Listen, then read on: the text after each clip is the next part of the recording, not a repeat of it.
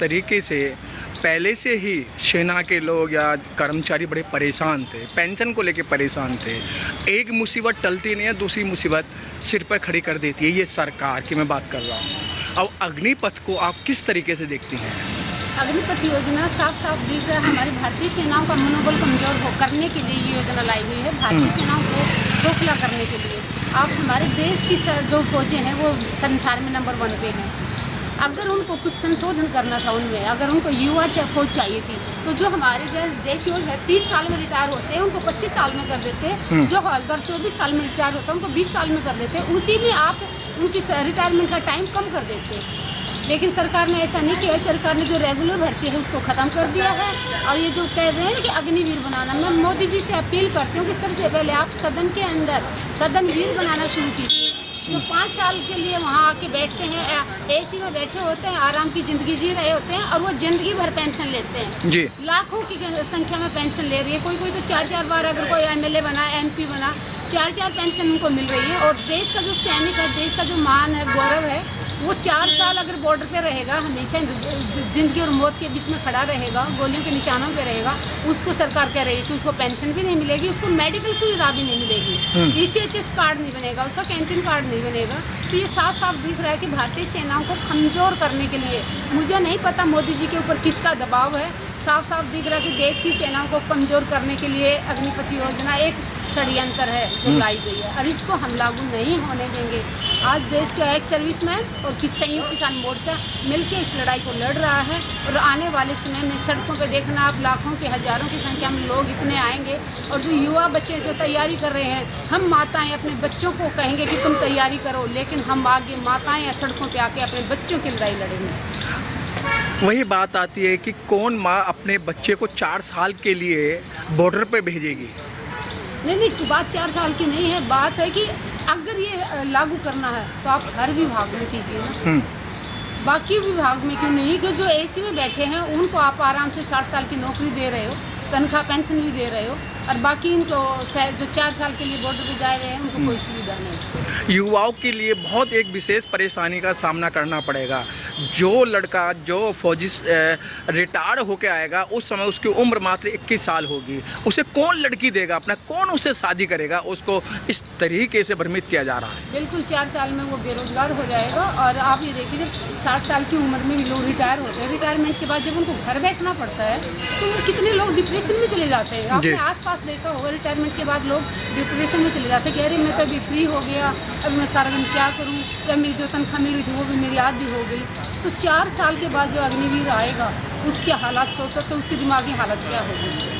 25 साल की उम्र में वो बेरोजगार कहलाएगा, बेरोजगार हो जाएगा, उसके पास कोई इनकम का कोई साधन नहीं होगा। और लोग कहेंगे कि देखो गया था फौज में, इसको रिजेक्ट कर दिया, क्योंकि ये सरकार बोल रही है कि 25% को परमानेंट करेंगे। सरकार बोल रही है कि 25% को परमानेंट करेंगे। अब तो 25% के लिए लोगों को कितनी एक, मैं कहूँगी कि चमचागिरी करनी पड़ेगी। अच्छा, मेरे को परमानेंट किया जाए तो मैं ये करूँ, मैं ये करूँ। वहाँ पे भी कितना भ्रष्टाचार फैलाने की कोशिश कर रही है सरकार। सुधीर जी, ऐसा नहीं लगता है कि जो ये स्कीम आई है ये पूंजीपतियों के लिए एक कहते हैं ना कि दरवान कि उनके दरवाजे पर खड़ा होने के लिए तैयार कर रही है? तो उनकी पार्टी के नेता खुद ही बोल रहे हैं कि जो अग्निवीर आएंगे वो हमारे बीजेपी ऑफिस के आगे सिक्योरिटी गार्ड की नौकरी करेंगे। तो देशवासी आंख क्यों नहीं खोल रहे? ये लोग जो तिरंगा हाथ में लेके जय जवान जय किसान के नारे लगा रहे हैं, मैं उनको दिख नहीं रहा कि नेता की सोच क्या है। जो भारतीय सेना के जवान को बोल रहे हैं कि हमारे दरवाजों के आगे ये चौकीदारा करेंगे। प्रधानमंत्री जी कहते थे ना मैं चौकीदार, ये अपने लिए नहीं कह रहे। प्रधानमंत्री जी जो बात कहते हैं उसके हमेशा दो वो हमेशा कहते थे देश सबका साथ सबका विकास, वो सबका विनाश और सबका सत्यानाश किया देश में। पर किसानों से कहा था कि आमदनी दुगनी करें, आमदनी दुगनी नहीं की उन्होंने, किसानों की लागत दुगनी कर 2 करोड़ नौकरियां देने की बात की थी। तो उन्होंने 2 करोड़ नौकरियां देनी तो छोड़िए, उन्होंने लोगों को बेरोजगार किया, लोगों की नौकरियां छीन ली।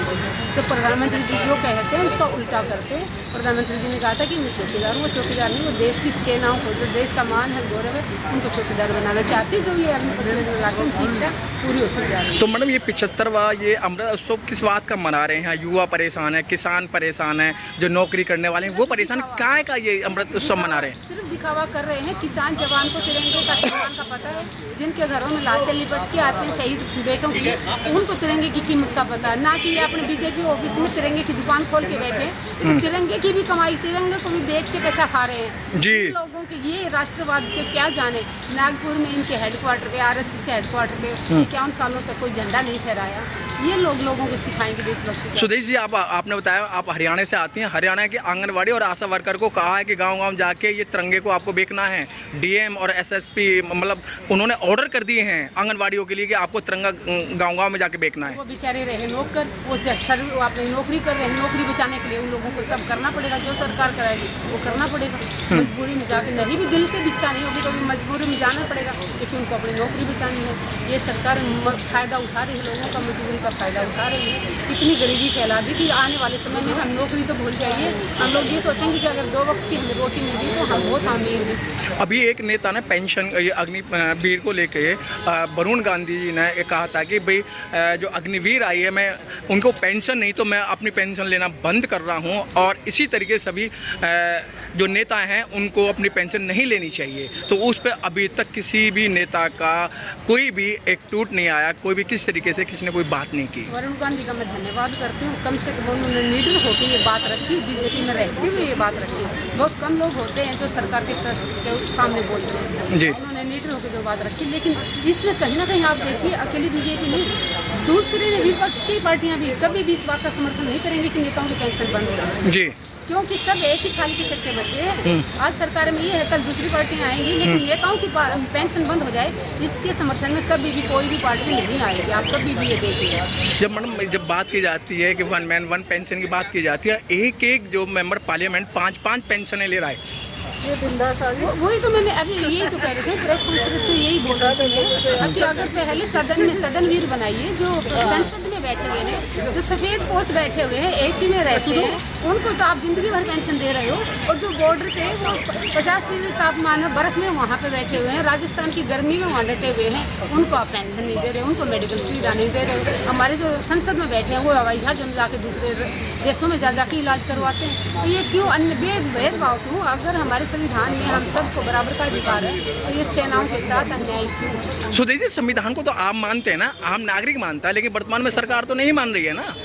सरकार नहीं मान रही, बिल्कुल सही बात। संविधान को सरकार, मैं कहती हूँ कि प्रधानमंत्री जी ने शायद उनको ध्यान से पढ़ा ही नहीं हमारे संविधान को। अगर संविधान ढंग से पढ़ा होता तो वो उसकी इज्जत करता। संविधान में हमारा लिखा हुआ है साफ साफ कि हमारे देश में हिंदू, मुस्लिम, सिख, ईसाई सबका बराबर का अधिकार है। चीन के लोग हैं वो भगवा झंडा ले लेके कहते हैं हम राष्ट्र हिंदू राष्ट्र बनाएंगे। किस हिसाब से बनाएंगे? अगर दम है तो सबसे पहले संविधान जाके बदले, उसमें लिखे कि हमारा भारत सिर्फ हिंदू राष्ट्र बनेगा, उसमें लिखे पहले, उसको बदले। तो मैडम ये आज के बाद ये अपमान कर रहे हैं, संविधान का भी अपमान कर रहे हैं। देशद्रोही का केस प्रधानमंत्री जी पे लगना चाहिए। जो भी नेता ये कहता है कि हम राष्ट्र हिंदू राष्ट्र बनाएंगे वो देशद्रोही है, उसके ऊपर देशद्रोही का केस होना चाहिए। ठीक।